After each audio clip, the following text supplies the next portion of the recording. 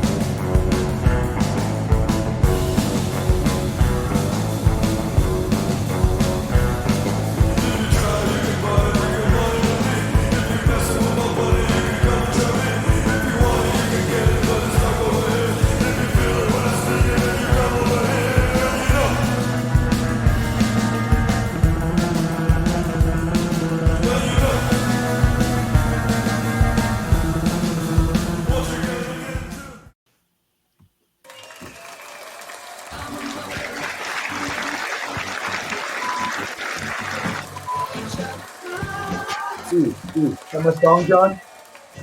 Is that my song, John? It was the song, yep. We are getting kicked off of YouTube today, ladies and gentlemen, and it all works out because just around a year ago, around this time, the Zuck cucked us, all right? So, really did. So this is for the Zuck. Great the fucking 23. There we go. Thank you. Yeah, because it's probably better if you did it from your phone than we did it from. Yeah, don't pipe it straight in.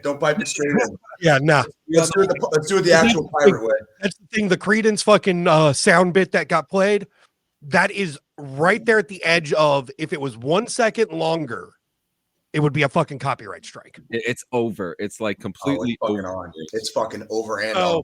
I make sure when I make my sound clips for shit, for my soundboard, I make sure if it's music, I'm just at the fucking tip of that dick. just for a second, just to see how it feels. For a second. Just the tip. Just the tip. Tiny little bit of ice cream, guys. Just a little ice cream. It'll feel good. Just for a second. Okay, just for a second. Yeah. How's everybody? Yeah. Good morning. How's everybody feeling today? I mean, aside from the fact that I haven't slept with any beautiful mothers lately, I'm doing okay. I mean, that sounds like a fucking problem. It kind of is, actually. You're gonna have to switch that up, Jay. You're gonna have to switch. The desert, the desert is very dry. Okay, in the land of Jay. Okay, so ladies, if you're out there, like, you know, I'm here. I'm here in Kansas City. All right. So what I'm understanding is walking the we need to get Jay MetaQuest 2 and Pornhub premium subscription. Got it. And like, does that like, is that one of those like VR porn things? Yes. Like, can I use a pocket pussy when I watch it? Like, is that? So they actually do have those that actually pair up with it. Yo, ever heard of Jerkmate? Yeah, that's actually what the Jerkmate is. This is like, okay, so I'm not even able to get this out. Hold on. Hello. I love when we fuck Jay up to the point of he can't even fucking talk within fucking 4 seconds of us starting a fucking episode. Dude, it's fucking great. I had something funny to say, but I can't get it. If I can't get it out, it's just like, it ain't gonna happen. You know what I mean? Like, what's going on, Donna Kennedy? Welcome in. Thank you for coming. Thank you for coming. Thank you very much. Actually, it seems like it was sent by Stoned Vet and Dirty Hippie. To you guys, cheers to the great state of Texas and freaking the other 49 too. All right, happy Mother's Day. Here's to all your mamas. All right, and for all your baby mamas and all the baby mama drama. All right, we're mother lovers too. We happen to feel very strongly about mothers on this show. So, cheers to everyone out there. Happy fucking Mother's Day. So we got something that was sent to us from our friend Kobalas. Okay. Something he says that to react to. He says, "This is what he said to me." Yeah, I mean, I'm scared. I'm not gonna lie, but he said, "Roll the fucking dice." So he John, says, "It's not in any way graphic, just absolutely hilarious in the worst way possible." John, I thought we paid you to field shit like this before the show. Wait, so that way we don't get fucking strike down or fucking taken down, or we don't get cucked by the Zuck again, shit like that. So I can't hear. Zuck is not here. That's correct. He's at UFC. What's going on doing? Tell the missus Happy Mother's Day from us. Absolutely. All right, here we go. So this is called "Thank You to the Troops." Oh god. Oh god. Oh god. Oh, let's find. I can only imagine the fucker. Oh god.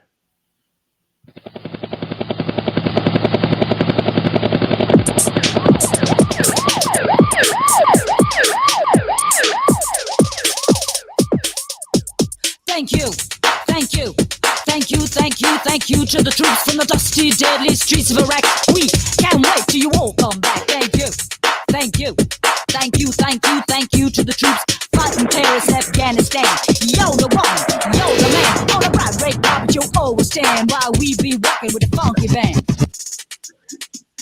Sometimes, when it comes to thanks, our government is a little slow for what you've done for us.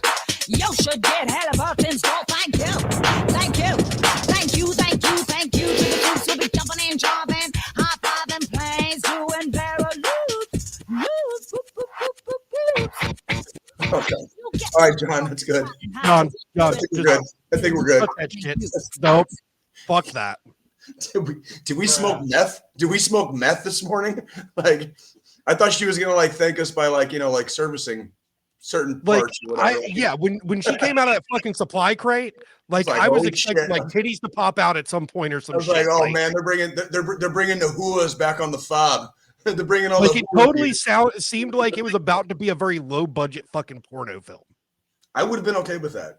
I would have been. I'm pretty sure YouTube wouldn't have been okay with that. So. I'm just saying I'm a connoisseur. I'm a connoisseur. Okay, I can get that vintage look too. I don't mind the vintage look. Okay, my lord. Yeah, he's not here either, John. That guy's not here either. He's like Obama says that. No, he's wow. Holy shit. I'm gonna write. Never again. If it comes from Cabales, we have to fucking watch that shit in advance. I'm strangely okay with that one. I'm strangely okay with it. But then again, I'm kind of a thirsty bitch right now, so I'll make sure to send you the link. I probably would have. The lady in the video, I probably would. You know what I mean? I'll send you the link. So I actually got some stuff to. She looked like she was about as dusty as the fucking streets of Iraq. She kind of looked like she smelled a little bit. Oh my god! She spent a little bit too much time in the jungles of Nam. Yeah, the jungles. You're like the jungle. So we had a really good week this week. I do want to talk about one thing that did happen. Okay. Welcome to Rockville happened this week, and it turned out to be a very good show. I got to watch it pretty much the whole thing on YouTube. But what was the name of the other one that got canceled last year? Talking about Blue Ridge Rock Fest? They got canceled again this year. Yeah. Why is that not fucking... This is like the third fucking year in a row this shit's happened with that fucking show. So second, and there is context about it. Actually, it sounds like from the statement that they put out just a couple days ago, they're more concerned of making sure that the funds and all the lawsuits and stuff are done. Yeah. Or going on with a new one. And that was the message that they put. A list of the bands didn't even get put out yet for this show. There was a lot of questions and there were tickets that were bought, not this year, but when you go to a show, you go to a festival or something, they usually have pre-sale tickets for the following year. So this is a lot of people have it out of context and they're just like, oh, Blue Ridge fucked them again. But that's not the case at all. These tickets were already bought last year. Good afternoon from the dungeon. What's up, my brother? Guys, make sure you tune in May 15th to see myself and Kobalas as a guest of From the Dungeon. May 15th, 8 p.m. I'm pretty sure it is. But yo, thank you for I'll coming. tune in only if they let you air that video you just showed us. Oh shit. We're not bringing that. We're not bringing that to another. We're not bringing that back. But thank you, Cabalas. Thank you, Cabalas. yeah, Blue Ridge is canceled again this year. Well, they messed up really bad last year, like beyond messing up. That was a fuck fest. That was a straight. I mean, we titled our episode that week Blue Ridge Fuck Fest. Blue Ridge Football Fuck Fest. It was a year ago when we were talking about that, when people were being left out there. Like we were. That shit looks scary. As it was happening, there were still tweets. There were still tweets coming out when we were covering it that Sunday. Yeah. But as it says here that they mutually agreed that hosting the festival is not feasible since they are still awaiting a resolution for 2023. So that's the big deal about it. So anyone who was cursing something, it's not like they were continuing the damn show. Yeah, it doesn't even seem like they had any bands even booked for this, because it seems like they knew that this wasn't going to happen this year. Who would sign up? Who would sign up for that, knowing what happened last year? You know what I mean? Like, yeah. I mean, and the funny thing is, wasn't it? It was last year. So there was the Blue Ridge Fuck Fest, as we lovely titled it for our episode, and then it was like a week or two later was fucking Burning Man, and that was just a complete fucking clusterfuck too. Yeah, it was. Yeah, Burning Man got fucking annihilated that week too. Is it just me? Is it just me, guys, or is the whole like the music festival thing like going the way of the fucking 90s, dude? Like I don't know if I'm just getting old and I don't feel like fucking standing around and sweating and smelling fucking 80,000 people around me. The festival thing, I will agree with you on that, Jay. The festival thing, like the multi-day festivals, totally going the way of fucking the dog. Like at this point, dude, they're just fun. Those of us that used to fucking enjoy doing festivals and shit like that, because I used to fucking go to them all the time back in the fucking day. They're not enjoyable anymore. I've got bad knees. I've got a bad back. I've got bad shoulders. Standing around in the fucking heat all goddamn day like that just does not fucking do me any good. I'm ready to fucking start fighting somebody about halfway through the motherfucker. It's not good for my fucking mental health. It's not good for my fucking criminal background. Shit like that, because my fucking record's clear. I have no fucking criminal history right now. But if I were to go to a fucking goddamn festival like that, I am going to 100% come out with new shiny bracelets. Yeah, just catch charges, dude. Like just catching charges like flies, dude. Yeah, but it's so interesting though, right? Yeah. So like here, like at our like music pavilion down in Raleigh in the Raleigh, North Carolina, we have, a music pavilion. They'll do like day festivals where it's, a whole bunch of artists. They set up multiple different stages, but it's a single fucking day. And you're not, or it'll be like a weekend, but you're not camping out. You'll buy like a weekend pass and you go in the days you want to, you see who you fucking want to, you can go home, you fucking go to sleep. Right. Or you get a hotel nearby, and then you're not, doing the fucking camping thing. It's not like a fucking festival. In other words, we're getting old. We're getting old. I could fucking do shit like that where, I purchase a fucking 3-day weekend pass to a fucking rock festival that's at the pavilion here, where I'm not having to fucking camp out, stand outside with a bunch of dirty ass hippies and fucking potentially catch a charge. I'm actually going to a concert Thursday night. Friday night. Go to a concert Friday night. I'm gonna go see a band called Our Last Night. Okay. They have their own original music, but they're pretty popular for doing cover songs, and they're actually doing a covers only tour. Nothing wrong with that. I'm a huge fan. I'm a huge fan of bands doing covers, and I'll tell you why. Because you're gonna fucking like the music they play. That's true. Exactly. The band that my wife and I are actually going for is a band called Normandy. It's their first time coming to America. Nice. And I like Normandy. They've got some good music. Are they French? They're great. They're really right, Squilly. I'm actually shocked. Yes, so they're coming here for the French. No, Swedish. They're like, I think they're Swedish. Huh. I believe so. Yeah, they're a Swedish group. They're called Normandy. I mean, fucking the Swedes were fucking involved in all that shit back in the day too. It is what it is. I'm just curious because Normandy is in France. I was just curious. You know No, what I mean? yeah, they're actually a very popular band. They're growing in size. They're not even signed yet, and they're here in America for the first time. And I can't wait to see them on Friday. It's a gift from my wife. So it's super. To be fucking honest with you, Jay, if I had any fucking musical talent at all, you want to know what my band name would be? What? D-Day. E-Day? D-Day. Oh, just D-Day? D-Day? Okay, got you. Like that just, gotta give homage to the OGs. Totally fucking down, dude. Totally fucking down. And we have another, that anniversary.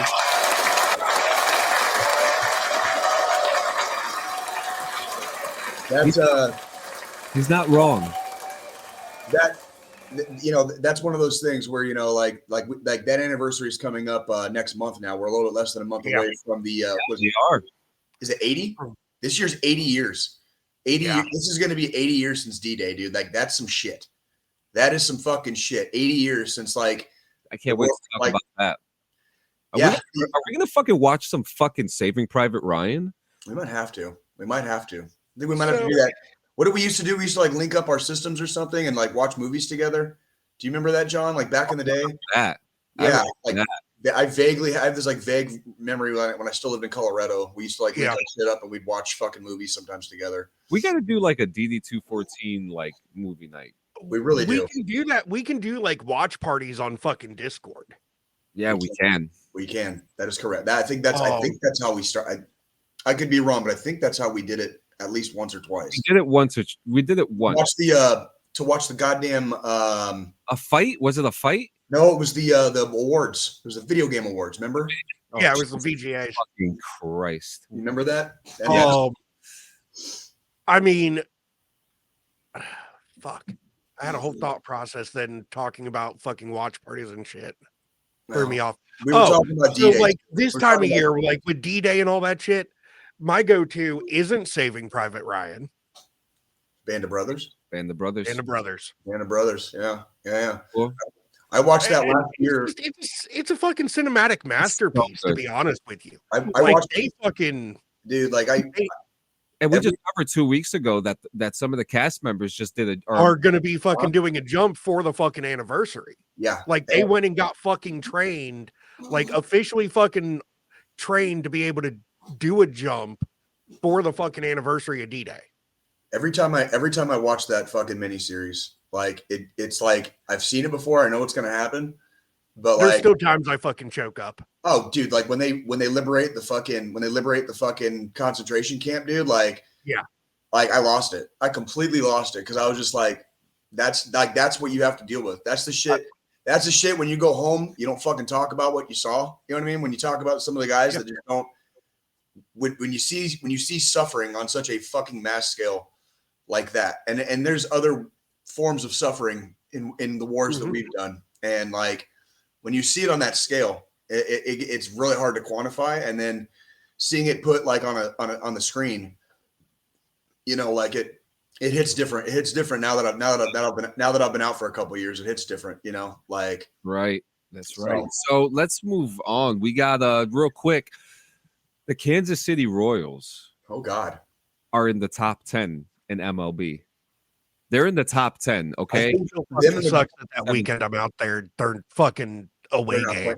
They're all away when you're here, but they're them and the Guardians. Them and the Guardians are fucking attacking each other for first place right now.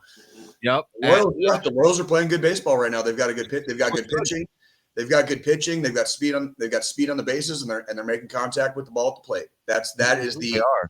Those are the fucking three things you need to win a baseball game right there. Fucking people. And it's happening it's happening up here in New York too, and it's actually happening in Philadelphia and in Baltimore too. Philly and Baltimore. This might just be a fucking classic fucking playoff series fucking coming this year. Can you imagine? Oh, fucking more Yankees fans. Because that's what we fucking need in this world is more goddamn fucking Yankees. Yes, we do. We're the greatest team in baseball. Listen, Architects just played a concert. You said worst team ever. Wrong. Get the fuck out of here. Listen, we're number 5 right now, and I'll take number 5 because it's better than number 6, way better than number 9. But it's nice to see the Kansas City Royals playing baseball again. 10. Yeah, like they're in the top 10. They tied last year. Last year they tied their own record for worst season record ever. Yeah, just last year. This is not 2 years ago. This is last year. And like, yeah, they.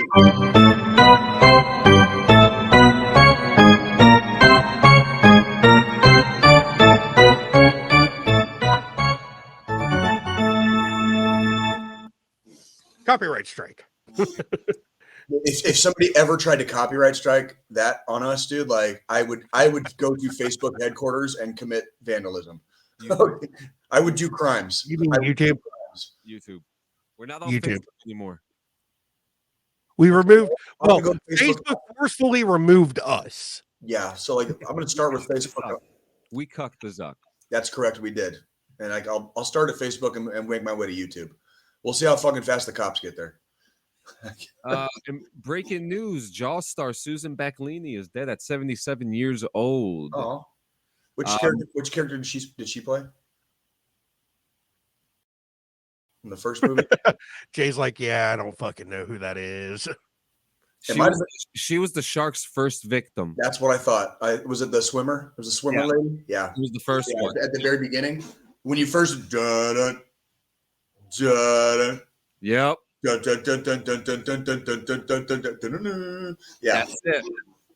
That's it. What else we got? I think that's kind of it with like some of like the media news, right? There ain't really much that has been going on. Actually, I got one for you, and I want to hear your thoughts about it, especially as a security guard at venues. Oh God. This week, a dumbass brought their baby to a Taylor Swift concert. And the picture that is shown of the baby on the floor. And if you've been to concerts before, you know. We'll get to that in a second, Dylan. I'd love to talk. You mean Twisters? Why the fuck? Okay, yeah, we'll get to that in a second. We'll get to that because I've got a fucking rant. I have to show this picture for those who haven't seen it. Hold up, I know what you're talking about. I saw it. I mean, and the baby's face is covered, but look at this shit, guys. Well, can you blow that up for our viewing audience? Yes. Here's what I'll say about this. I have seen people with children at events and concerts, sporting events, stuff like that. I have 2 children of my own. Sometimes you make decisions, or if you can't get childcare or whatever, you know, it is what it is. Like what they're standing on, that they're probably on a football field. And what they're standing on are these plastic like grids, and they kind of connect together like a puzzle to cover the field. Those aren't the worst things in the world to probably lay your baby on. I think I see they have like a cover underneath her. Yeah. Underneath the baby. Like they're trying at least. At least they're trying. Yeah. Okay? That's about all I can say about it. I'm not a huge fan or proponent of bringing small children to events like this only because of safety. That's it. It's not, I don't think it makes you a bad parent. I don't think it's irresponsible. I know people, Agreed. It has nothing to do with anyone being a good or bad parent. To me, it's more just safety. The only 99% of the time, the only thing I give a fuck about when I do security is safety. I do not care. I don't care if you're smoking fucking weed in front of me. I don't care if I'm in a venue and they don't allow smoking, you know what I mean? Like, and I see you hit your vape, dude. Like Jay is not going to be the one that gives you too much guff. Some of my partners might be, because they seem to give a lot more of a fuck about it than I do. But that's not really my bag. My bag is fucking making sure everybody infills safely, exfills safely, and the event / game / whatever it is goes off without a hitch. You know what I mean? And like the problem with that from the dungeon is how much money tickets cost now. And so if you can't find a sitter, especially at a Taylor Swift concert, I don't even want to know what that family paid. That's probably exactly why that kid is there. Because of what my thing is though, if you can afford fucking tickets to go see Tay-Tay, you can fucking find a sitter. In theory, if you can't afford a fucking sitter, you shouldn't fucking be buying the goddamn tickets to begin with. Sitters are hard. Sitters are not always hard to find, and as a single dad, I can attest to that. I'm very fortunate. I am very fortunate. I'm very lucky to have a fairly strong support system with my family out here. I've got I have a couple of different families out here, and they're very beautiful people. And as of late, when I've been doing work at after certain hours, like mostly at night, I have some wonderful people that stop by my place and keep an eye on freaking my children for me. Not everybody has that luxury. Not everybody has friends. Not everybody has family. And you know, are you just going to go on the internet and find a rando? Because like I'm just circumstances dictate situations. That's all. I get that. Now, my concern, you know, because like you said, you're looking at it from a safety perspective. I'm looking at it from a fucking health perspective. That baby's fucking those fucking venues get loud during concerts. They do.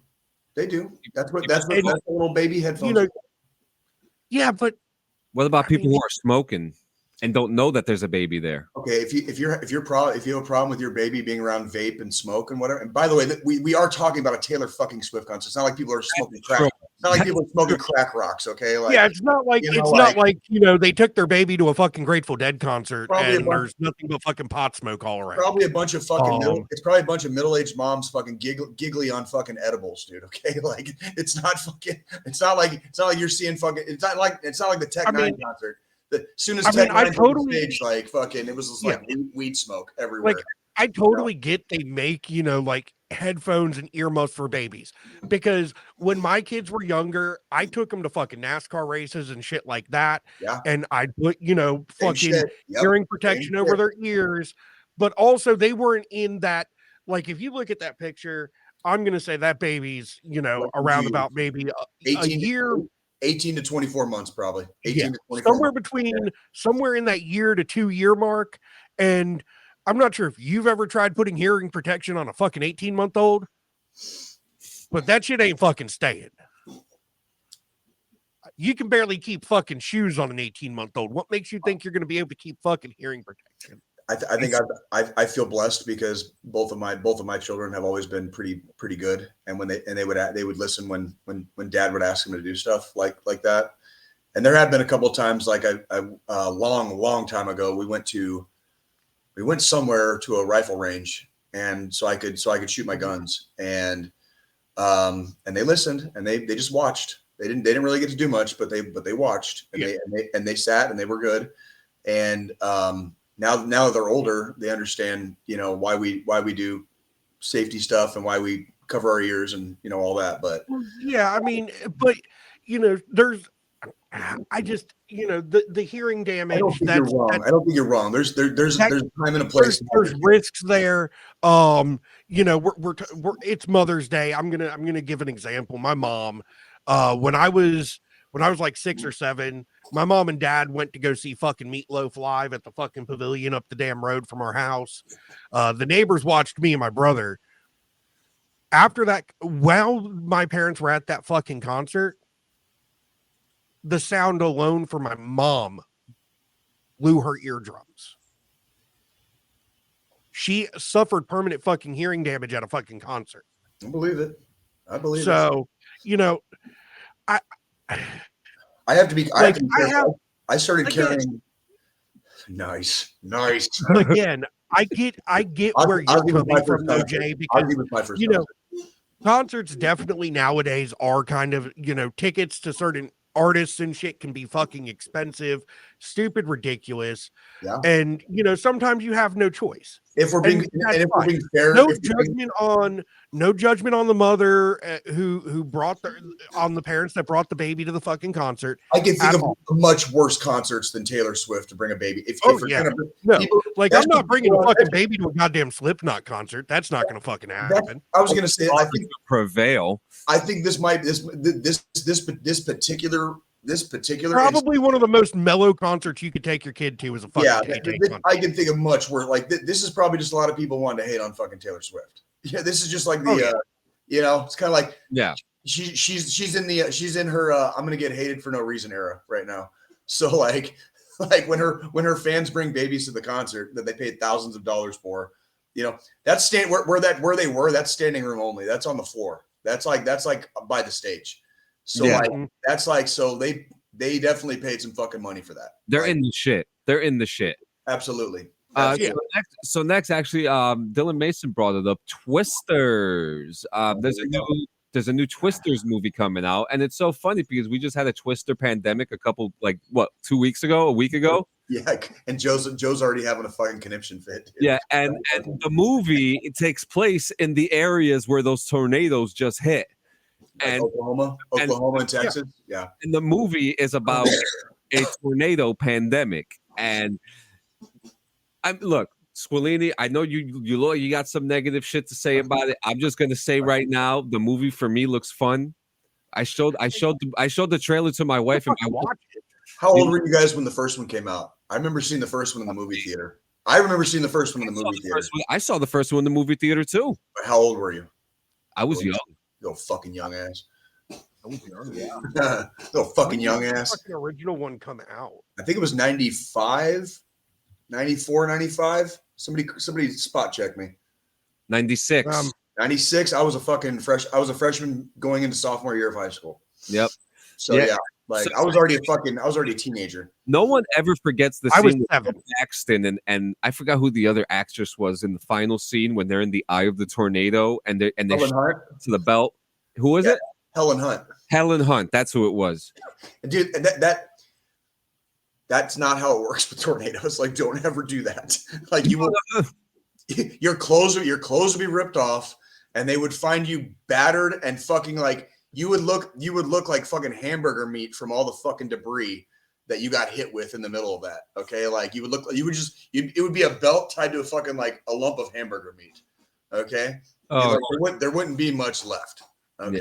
Yeah. There wouldn't be much left. I don't listen to country music unless it's like Americana cowboy stuff, but like the music threw me off, but the trailer itself just looked exciting. It's tornadoes. It's tornadoes. You know what? And speaking of which, I'm kind of a little bit of a weather nerd nowadays. There has been an uptick in storm chasers in over some of the last couple of weeks. No shit. Well, there's been a little bit of an uptick where some of them are like kind of bitching at each other, where they're like they can create safety issues themselves because there's so many of them on the road when these storms are going through. So like it's like a good thing and a bad thing. Like they're there to spot weather and they're there to like give people like on the spot reporting when weather's occurring in these areas. But it can be a problem when like everybody congregates to the same place, the same storm system. So it's like freaking when you got 20 storm chasers from every direction converging on a storm system or a cell that's capable of producing tornadoes. All of a sudden, you've got more traffic on the road when everybody should be fucking, for the most part, seeking shelter, right? Actually, the guys are talking about us. There's actually Hank the Third, dude. Hank the Third's a badass, dude. Fucking Ass Jack and fucking goddamn Super Joint Ritual, dude. Like your boy Jay is right here with you. Boy Jay is right here. I saw Super Joint Ritual open up for Down a couple years ago. Yeah, it was, and it was at an Ozfest. That was probably one of the coolest shows. Super Joint don't fuck around, dude. Super Joint don't fuck around, dude. Yeah, there is actually there's going to be a new full original soundtrack coming out for Twisters, and it's going to have the Goo Goo Dolls, Shania Twain, Stevie Nicks, Van Halen, and the Red Hot Chili Peppers. Well, it sounds half good and half. I don't see Hank the Third on this. Yep, I don't see him on here. So next we have, I'm just going to do a quick review, Unfrosted on Netflix, the Pop-Tart movie. The Pop-Tart movie? It's called what? It's called Unfrosted. So it is so I thought I was going to watch a, like, I guess like a biopic of Pop-Tarts. I felt like it was more like a family movie about. Was this Jerry Seinfeld's movie? Yeah. Okay, this is okay. Go ahead. Continue. Look, now I thought I was going into something completely different. I knew it was going to be a comedy. I just didn't think it was going to be like that slapstick retro comedy. Does that make sense? So it had like punny jokes. It had little quips. It had little Easter eggs about different companies like the Quaker Man and Rice Krispies, and a really funny thing about how these two kids in a garbage dumpster help Jerry Seinfeld's character come up with these inventions. But the highlight of the movie is pretty much the end of the movie where a crazy situation happens that reminisces a very historical thing that happened in America about a few years ago. And it's probably the funniest part of the movie. But if I had to go in and give you a number about this movie, it's on the 10-inch scale. Where are you at on the 10? We already have a scale for this. It's fucking 10 inches. What do you got? 6.5, 7. It's not bad. That's not bad. It's a little girth. It's not exactly fucking pushing your guts out, but freaking like it's a happy size. Yeah, and I love comedy, which our next segment's going to be about a roast. But like, this wasn't that type of comedy. If you're familiar with Jerry Seinfeld's comedy, I'm a huge fan of Seinfeld, so you know what you're going to get. Well, I'm not a huge fan. They lost me when I was scrolling through the cast list and I saw Amy Schumer. Don't even get me started. I was disgusted. So like, they lost me at Amy Schumer. But there's a dude in the movie who plays her assistant, and that dude is just fucking hilarious. Like, just like he steals the scene. He's a scene stealer. Yeah, and it's so funny because like he does like this campy like, oh, well, what are you gonna do about it? Like this like really campy character, and he works so good with it. And I'd actually like to see him as the Joker. That actor is actually called I'll tell you right now. He was on the show called New Girl.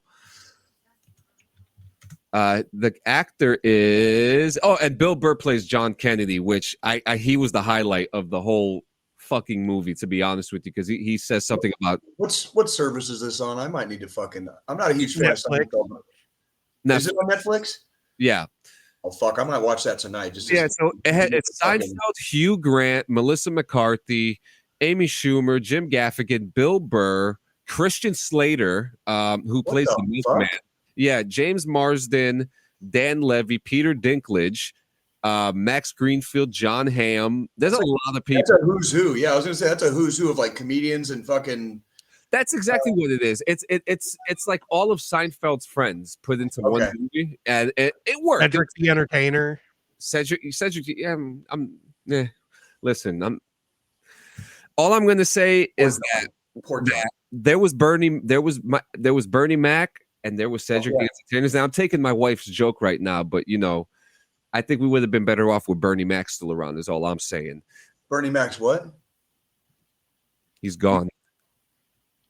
Oh, you wish Bernie Mac was fucking here. Yeah. I don't find Cedric funny. I'm just saying. It's like the fucking blue collar comedy tour. There's like, if you like 1 out of the 4, you're lucky. I like the drunk guy. Was it Ron White? I like him. You know what I mean? Like the other three, I'm kind of like, but like watching a dude fucking hold a fucking like water and whiskey, you know what I mean, and just fucking sip on it and tell drunk stories. Like I can do that. You know what I mean? Like, they call me tater salad. Now as we're getting south, now as we're going south, because things are starting to get really haywire at the moment.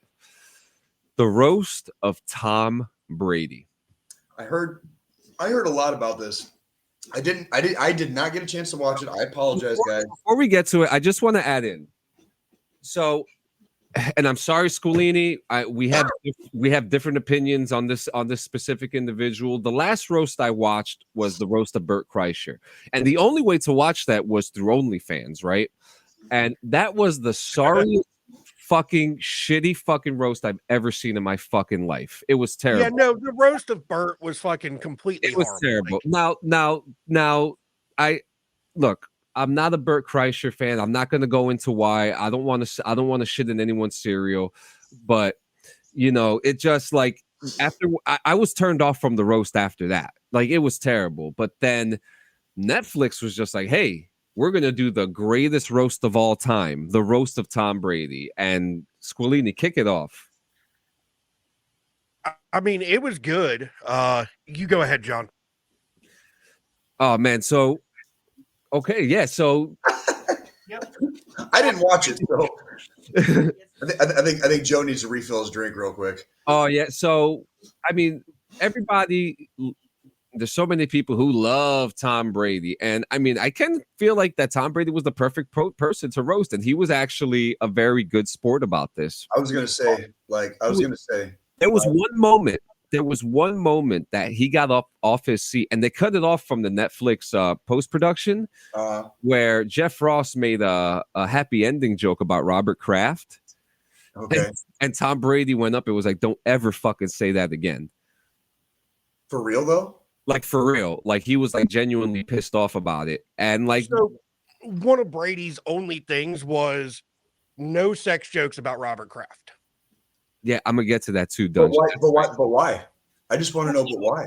Oh, you know. Oh, yes. Oh, you do. That's like that's. Well, we know why, but Yeah, we know why they're making the jokes about Robert Kraft. I mean, but it's funny that Tom Brady, out of everything, the dude's fucking squeaky clean in general for the most part. You know what I mean? Like he's just like the fucking boring ass fucking potato salad of fucking like great football, right? now the other He's the thing, whitest white person to ever play fucking football. yeah, It really fucking is. But the fact that he would like back up Kraft on a couple of those things where like it's like that's the line you draw, but that's the line, like out of all the things like that, not your wife, your ex-wives or fucking any of that. Like they can joke about anything except Robert Kraft. well, and his kids. Another rule was to the talk Okay, about no jokes about the kids.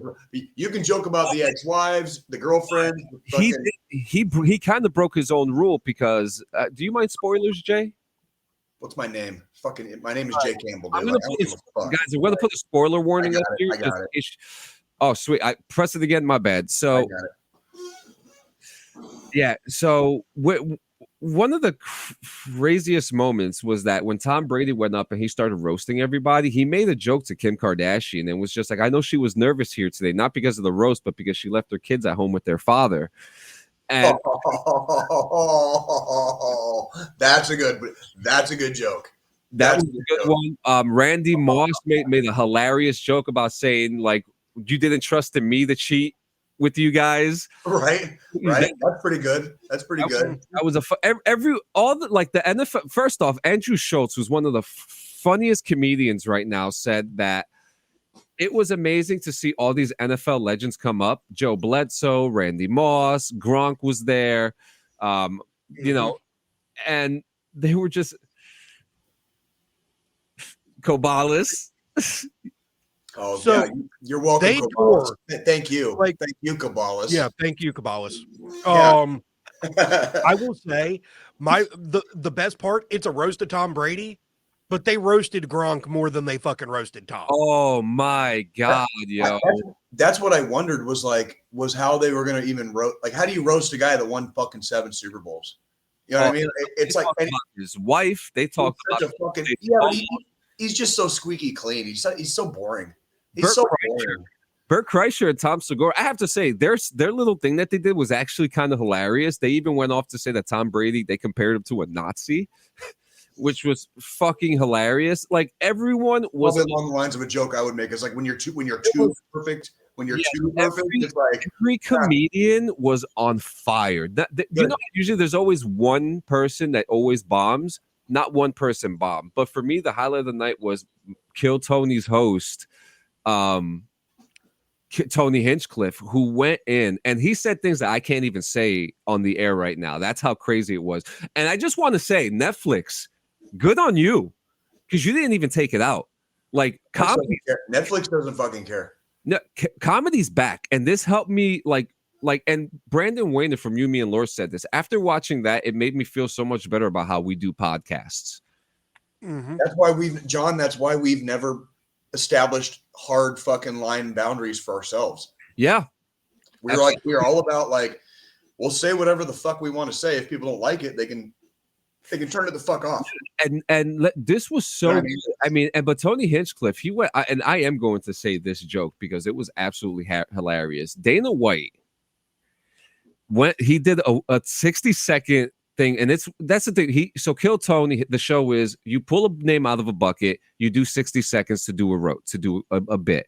So there was only one name in the thing, and then the name was Dana White, and he was sitting with Max Holloway and Sean O'Malley. over to the side of him in the same table. Okay. Yeah. Dana White went up on he said, he goes, you guys gave me 60 seconds to roast Tom Brady. My name is Dana. Is that not trans enough for you, you liberal fucks? That's pretty funny for Dana White. That's for our favorite tomato head. Like, that's pretty funny. Yeah. Hey, Dana White. I mean, the roast was great. Yeah. Gentleman Jet, thank you for coming. Dude, everyone Dana that's here today, thank you guys very much. We especially appreciate some of the interactions. That's been something that all three of us have been kind of anxiously awaiting, is having audience participation from time to time in our shows. Thank you all for freaking like being here live with us, and thank you for chiming in on our YouTube. So thank you very much. We appreciate it. Thank you. But yeah, no, Dana, that joke from fucking Dana, he said it and I was like, yep, and this is when he gets canceled.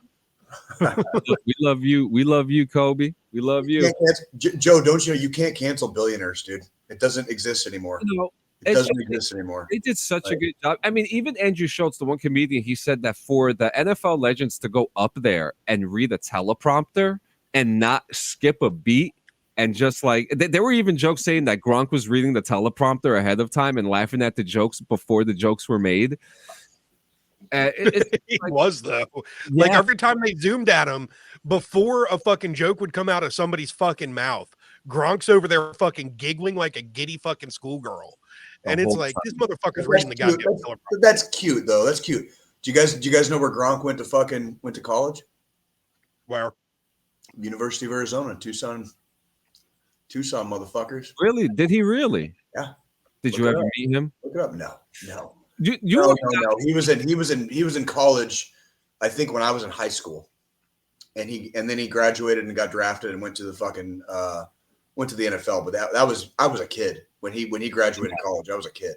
Yeah. I would say out of that entire thing, so they're doing a bit,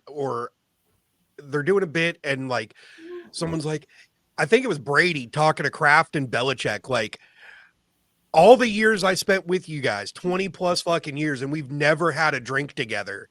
And then they busted out, and Robert Kraft, Bill Belichick, and Brady all did a fucking shot of tequila. But Belichick walked. He didn't even want to like be there. Belichick's face was just like, I don't want to do this. I don't want to be next to this guy. And as soon as they took the shot, Belichick he turned around and walked away. But at least he did it. He did it. So this is two things on Netflix I need to fucking watch possibly tonight for you guys. Well, and then later on after the Belichick, Brady, and Kraft shot, Kevin Hart made fucking Belichick and Kraft do a shot, just the two of them. Yeah. That's fucking just stir that pot. Stir that pot. So nice to see the Evan roast was fucking going hard. It was so nice to see the roast back. I wonder what's the next one is going to be. I really hope to see like more. I want to see Tony Hinchcliffe host it. Where's Fordham University? That's in New York. That's in New York? Okay. For Jam and Jet? I was just curious. So how about fucking Jeff Ross coming out in the fucking In jersey the outfit. The roast Jay Simpson is what the back of his fucking jersey said. And then he pulls off black leather gloves and screams, "If the gloves don't fit, you must acquit." And then fucking goes into his bit when he first came out. Jeff Ross was great. Andrew Schultz was great. Tony Hinchcliffe, every single one of them. I like it. I like it when they let people like just fly. You know what I mean? And then they made a joke about, a white Bronco showing up to the stadium, and it was fucking Manning. Manning did come out. That's pretty good. That's pretty good. That did happen. So, I mean, what else we got today? We didn't get to talk about this yet, but it's happening very soon. But first off, everyone who's here today who all came from Stone Vet, thank you so much. Absolutely. Yeah. We really do appreciate it. Like, we appreciate like the interaction. Stone Vet has been showing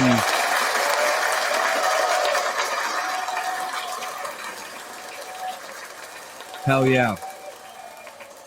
Stone Vet has been showing a lot of love, his community a lot of love, and we appreciate you guys coming through. We're here to party. But one thing that we didn't what we do get to talk about, Conor McGregor is coming back to fight Michael Chandler finally. I knew that was the reaction I was gonna get. Let's hear it. I'm not mad about it. I'm not mad about it, but I got bad news for fucking Conor, dude. I don't think it's gonna work out so well for him this time. You think Conor's gonna get his ass whooped? It's not going in the direction that fucking Conor wants it to go in. Look at his last several fights. Look at the time dispersals between his last few fights. His last good fight was against Donald Cerrone, and I still lived in Colorado, so that's at least 3+ years ago. Oh, his last good fight was against Donald Cerrone, and before that, he got his fucking shit pushed in by fucking Khabib. You know what I mean? And when he broke his foot, and then when he broke his foot against fucking Poirier, yep, like, he is not. He is not. The last time Conor McGregor was on top of the fucking world, I was in Afghanistan in 2016 when he beat fucking Eddie Alvarez and became the first double champ. 2016 was fucking 8 years ago. 8 fucking years ago. I wish him the best. Maybe he'll surprise me again because he surprised me before. But I have a bad feeling Michael Chandler's going to fucking eat his lunch. Eat his fucking lunch. Like, yes, he fucking is. Like, that's just I was an old school, like when McGregor was on the come up, that was some magical shit. Yeah. That was some magical ass shit when he was on the come up, and it kind of culminated when he beat Eddie Alvarez, and everything since he beat Eddie Alvarez has been a fucking cocaine fueled frenzy of a fucking nightmare. And he doesn't perform the way he used to perform in the octagon. And it's kind of disappointing. It's kind of disappointing. You know what I mean? Like just watching the stars fall from the sky. Oh yeah. You know, and all the things that they burn when they hit the ground. You know what I mean? It sucks. It hurts my heart. Go ahead, Joe. Go ahead, please. Right now, my whole thing, obviously, we talked about twisters. We've got McGregor coming back. We have fucking Tyson coming back. Why the fuck are we reliving fucking the glory days of fucking when shit used to be good or trying to fucking do it? Like, leave well enough fucking alone. Give other people time to fucking shine. I mean, granted, I want to see Tyson knock the fucking living shit out of fucking Paul. However, common sense would indicate leave it the fuck alone. You're not wrong. You're not fucking wrong. Hey, this part right here. That off is going to be insane because this shit has been brewing for years now. 4 years. Chandler has suffered some injuries. He's not the same as he used to be. I think he's an animal though. He's stayed a lot more in MMA shape than fucking McGregor has. I guarantee it. He's a hot boy, man. He wants to fight. That's all. Some of these fucking crazy psychos. Fucking Max Holloway just lives to fucking fight. He does not care. It's never personal for him. You know what I mean? It's like he just wants to fucking fight. He lives to fight. He enjoys it. He fucking smiles inside when he's fucking. He smiles inside when he's fucking teeing off on somebody, or if somebody's teeing off on him. It makes him happy even when he's getting teed off on. Oh yeah. Like, and some people are just like that. They have that fucking, and I'm sure Conor McGregor used to have that. Yeah. I think he's had a few too many red panty nights the last like almost decade. He's had a few too many red panty nights, and that fucking fire ain't there like anymore. And that's the part I worry about. He could be just doing this for a fucking paycheck. This is just icing on his cake. So he win, lose, or draw, it means nothing to him. It means nothing to him. Yeah. And I'm pretty sure Chandler is gonna fucking eat his lunch. I really am. Like I hate to say that. I was a big Conor McGregor fan when he was on the come up. When he beat I was too. When he beat Chad Mendez. When he beat Mendez and then he knocked out Jose Aldo in 11 seconds, the fight after that. That was like his star was just meteorically rising. And he was like he was making true on like what he was bringing to the fucking octagon. That dude has not brought it since 2016. Like, and his best performance was against a fucking aging and fucking like half washed up fucking Donald Cerrone. since fucking 2016, and that was a few years ago. Like, John, when was the last time? Like, when was his last match? Like, what was the year? Like, how long has it been since he's been in the octagon? So his last match was in 2021. That was the Poirier fight. It's like that was right after we fucking moved here. That's right. God damn, dude. Yep. God damn, dude. Yeah, and that was where Poirier took the fucking bout. Yeah, he hasn't fought. When is this fucking fight supposed to happen, John? Against Chandler. June 29th. Next month? This is happening next month? Yep. Okay. Okay. I think we might need to fly this. We might need to fly the black flag for that night, guys. Let's sail the 7 seas, dude. Yeah, that's when we do it. That's when we have the fucking watch party. The four of us, we just fucking watch it together and fucking watch. We need to do something because fucking I'm not throwing down money for that, dude, because I don't think it's gonna last very long. I really, really don't. Although, John, there was a really good highlight reel fucking knockout last night. Dude got fucking shot against the fence. It was really good. Oh no! That's like fucking his last fight against Poirier in 2021 was a KO/TKO in round 1 at 5 fucking minutes.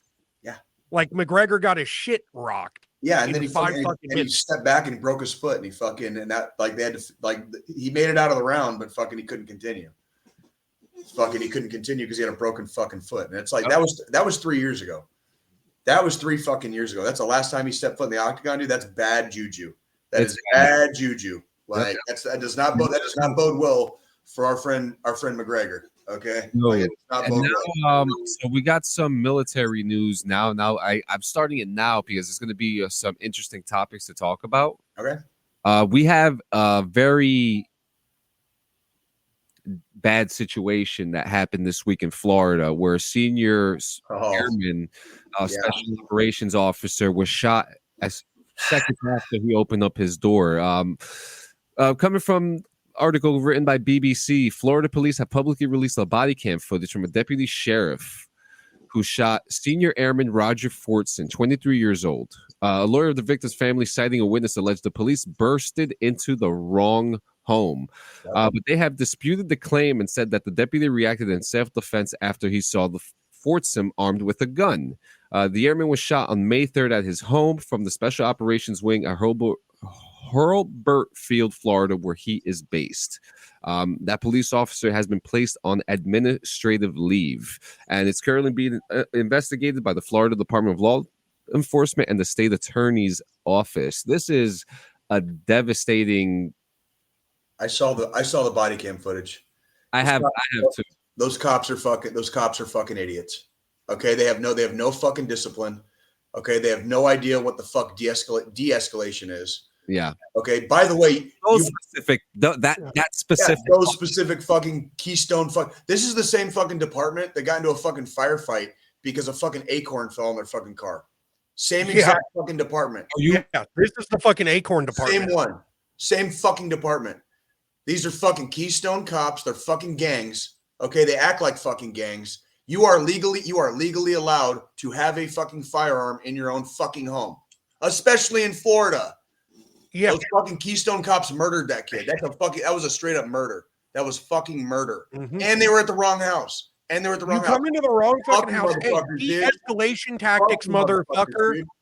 Like, bro, like if anybody in this fucking group, I mean, obviously Jay knows de-escalation tactics too, being infantry.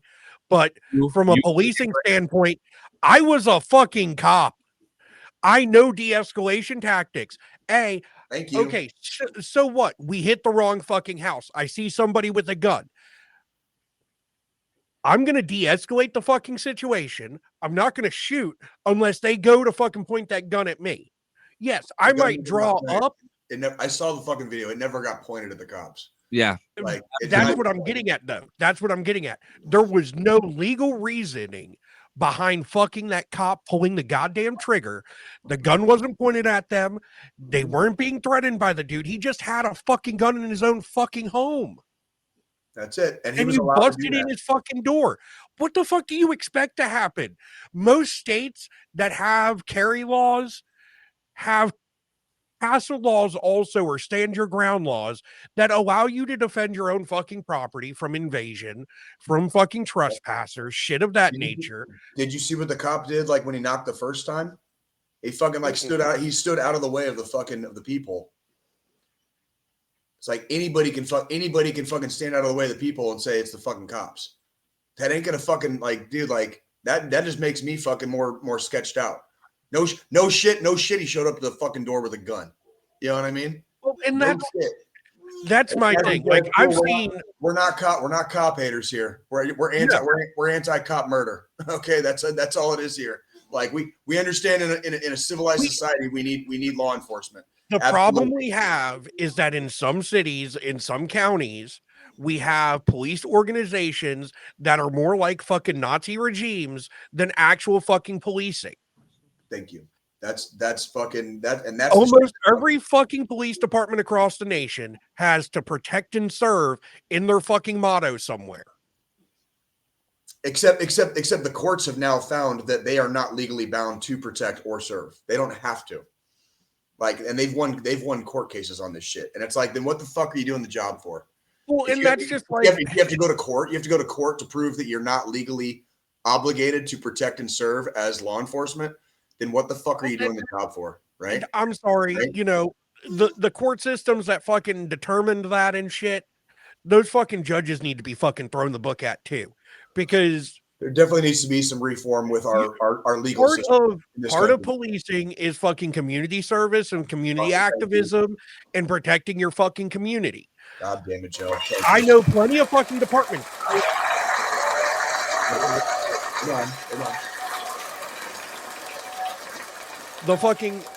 The fucking police department in my city, they hold community events. They go out. They fucking, you know, even our SWAT team. And this is something, you know, I've seen it on TV shows where they've done it, but I've actually seen it in person where even our SWAT team once a month has patrol days where they put on their regular fucking uniform, get in a fucking squad car and go out there and interact with the community. Good. And that's the proper way to fucking police a community. Make your presence known in a peaceful fucking manner. Be friends. Show the people that you're there to help them, not to fucking fuck with them. It's your city. It's your town. It's your fucking neighborhood. You have to, like, you should be the protection for it. If you're out there doing these, if you're out there doing these community events and making it known that you're there to help, not to fucking harm, you're not going to have a lot of shit go down. You're not going to have fucking looting. You're not going to have fucking rioting. You're not going to have all this shit that's happened with other fucking states, other counties, other fucking municipalities. The community itself will see a reason to bind together as a community. So when fucking bad shit happens, they're not going fucking ape shit and just fucking going. The community is going to trust the police in the community when they do those things. Correct. Absolutely. And to the family, the Fortson family, you know, our thoughts are with you. It's what could we ever say? Like, that kid's gone. Yeah. He's gone forever, bro. And I can't imagine being today, you know, for the family. So, you know, our thoughts. I hope the family gets some semblance of fucking justice out of this. Absolutely. Like police cannot have carte blanche immunity. Okay. Nope. Like immunity for cops is dangerous. It sets a dangerous precedent because then they can do whatever the fuck they want. And then they start acting like gangs. Okay. I know out in California, they have a huge problem in the fucking LA Sheriff's Department. Okay. It's gang activity within the fucking Sheriff's Department, within the fucking city police. Okay. I grew up out West. Like, I'm not unfamiliar with some of these things. That's all I will say. Yeah. I'm not unfamiliar with some of these things. And that we have got to be able to trust our law enforcement officials. We've got to be able to trust our judges. Okay. We need to be able to trust that if somebody is getting the fucking bracelets put on, there's a fucking reason for those bracelets to be put on. Right. Okay. Yep. And if you're going to fuck around and act a fool with a cop, yeah, you're gonna get something, and it's gonna be coming. Okay, it's gonna be coming your way. But cops don't just get carte blanche to bust your fucking door down, raid you in the fucking middle of the night like some fucking gangbangers. Okay, and take lives out of your household. You know what I mean? And that's the So, that's the sad thing about it. Like that's all we're saying. And the thing is, as a nation here lately, all you ever see in the media is the bad of law enforcement. Correct. You never see the media fucking, you never see on the fucking news these departments that actually do these community things and go out and fucking do that shit. There are good cops out there. There are absolutely good cops out there. The only problem is if you got a bad apple in your fucking department and that department isn't doing everything it can to shove that bad apple out, that bad apple fucking just stained the whole fucking bucket full. You know what I mean? And that's the exactly. I wish there was an easy solution to this. There's not going to be. There's going to be people that swear in and raise their hand to be deputized or constableized to be law enforcement officials. Okay. Yeah. We need that in our country. We have to have that. We have the third biggest population in the world after fucking India and China. That's a fact. Look it up. Yeah. United States is the third most populous country in the world. We need cops. Yep. But goddamn, they got to do a better fucking job than that shit. My apologies, John. No, you're good. And before we go into the next thing, the next news bit, Donna, I've actually heard of CJ Grisham. I'm going to reach out to him. I've heard of this guy before. I've seen him in a couple things before. Also, Jam and Jet, from experience, I am from New Jersey. I lived in New York City for years. I actually was, I witnessed a lot of that stuff, even being attacked by two police officers one time when I was younger. Oh, shit. Cinnamon rolls are on deck, boys. There you go. Thank you, I just had pancakes.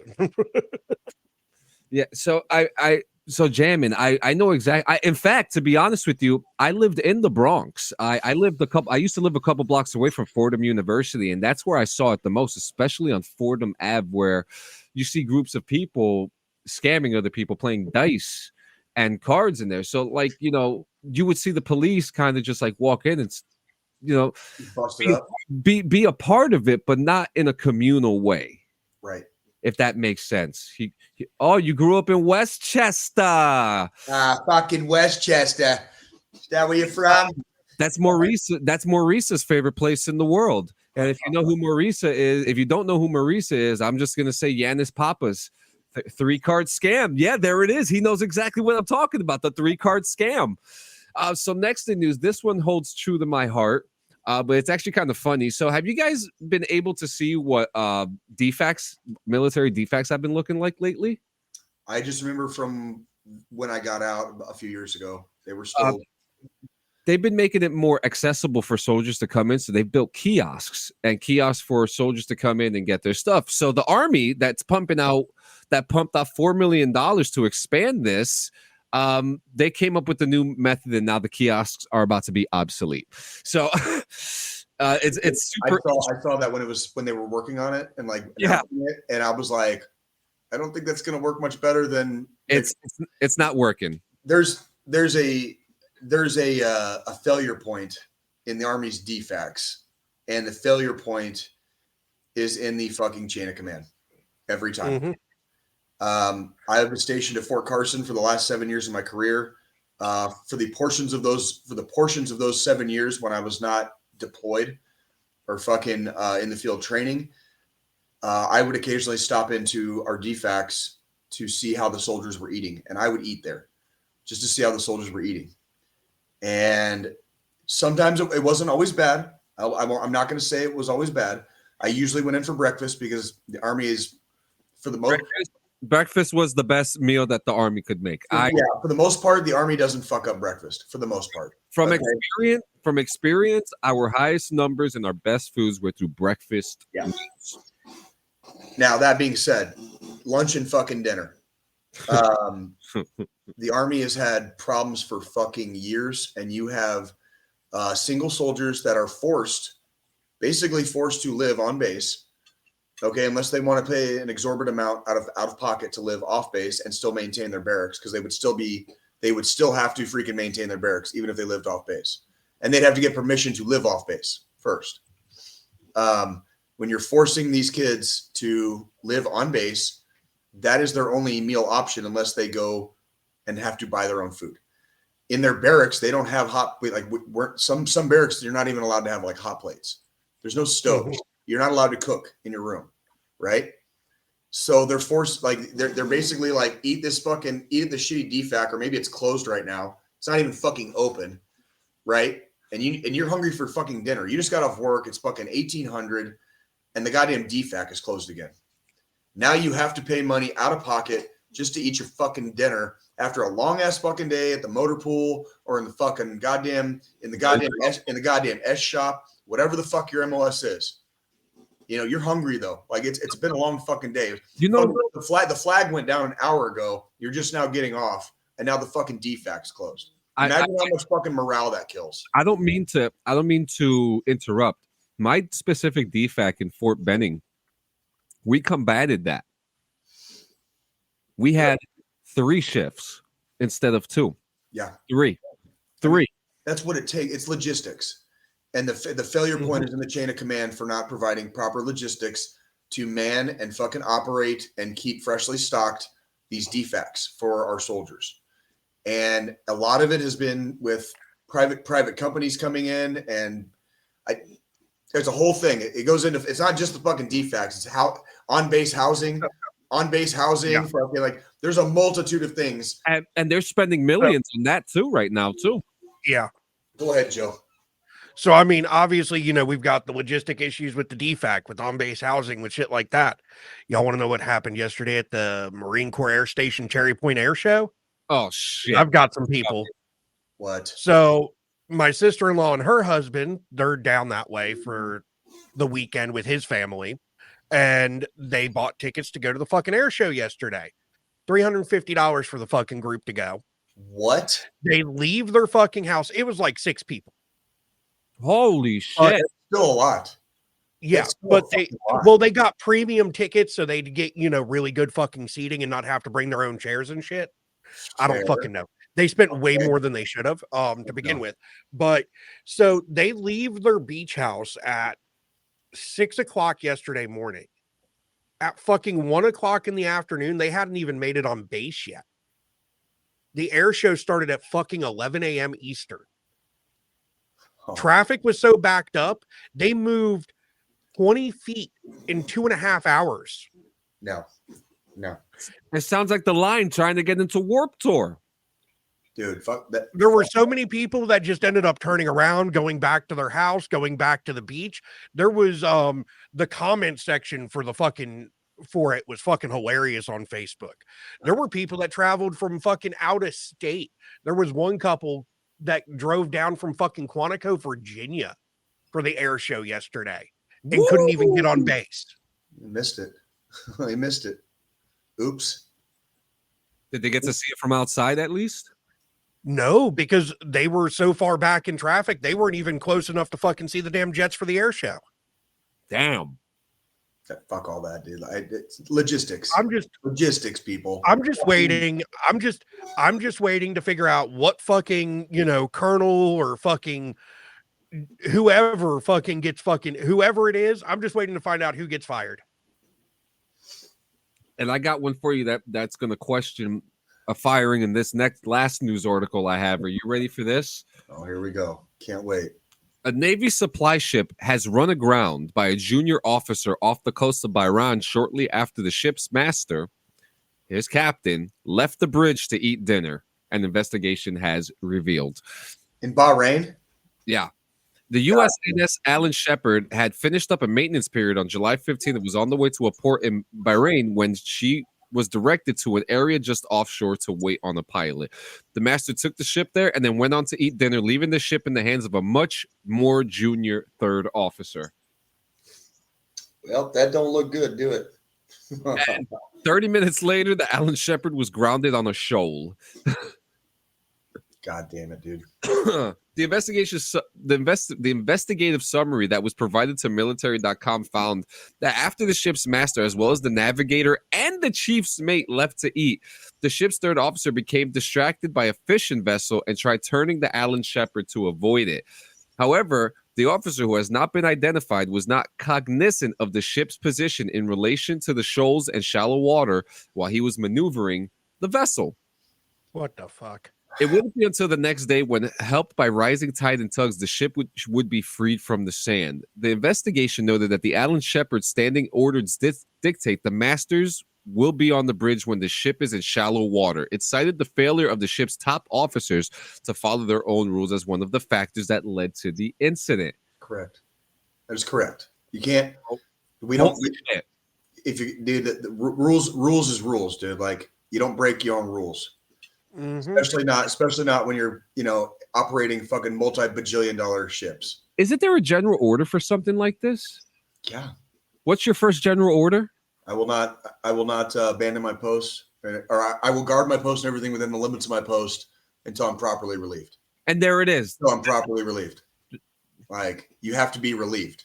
You don't fucking abandon you don't take the top 3 dudes off the deck in the captain's mast. Fucking and go eat dinner all at the same time. Yep. The Navy's getting hit the last couple weeks, man. The backward scope. Now this, right? They're kind of taking some hits. Yeah. So the first of the 11 Navy general orders to take charge of this post and all government property in view. The second, to walk my post in a military manner, keeping always on the alert and observing everything that takes place within sight or hearing. That motherfucker broke 1 and 2. Oops. That's kind of embarrassing, huh? Poor bastards, dude. Those poor bastards. I'm glad I ain't fucking them. I'm glad I wasn't an officer. I'm glad I wasn't a fucking officer. Like, oops. I would have hated to have been on that ship too. Oh shit. I couldn't have done the Navy. I don't know how they do it. I'm always so pleased when I meet people from the Navy because I couldn't do the Navy. Like that was like seasick? No, it's not even a fear thing. It's just like there's nothing out there. It's just water. And I have you're this just like sleeping all cramped. Like you're around people. Think about how much we were around people in the Army, right? In the Navy, if like on fucking boat when you're on one of the ships. That's like you're just nut to butt with humanity, and you're gone for like 6 months at a time, all the time. And you sleep in this little fucking 18-inch fucking thing. You can't even fucking roll over. Okay, you can't even fucking roll over. Like fuck that shit. Holy shit! Holy shit, Jammin' Jet. That's dope. That's fucking dope. Hell yeah. Fucking see, cool. I live by the philosophy of if I was meant to be on the water for an extended period of time or near water or in water for an extended period of time, I'd have been a fucking fish. Thank you. Yeah. I keep my feet on the ground and I keep them fucking dry as possible. You know what I mean? Like the wife, she's constantly, I want to go on a cruise. I want to go on a cruise. I want to go on a cruise. Nah, fuck that. I'm good. I'm fucking good on that shit, bro. Like I don't need a fucking cruise, dude. I can fucking turn on my fucking TV, put on like ocean waves like coming into a beach on like repeat, you know what I mean? Like it's like Jesus Christ, dude. You know what I mean? Like the fucking beach is where fucking dirt meets water. Okay, as Bill Hicks so eloquently said one time, like I'm good right fucking there. I don't need anything. I don't need to go out into it. I don't need to see how fucking deep it is. Yeah, if I have the feeling to smell salt water air, I'm going to the fucking beach where I can still be on fucking land and see water. Thank you. Yes, sir. Thank you, sir.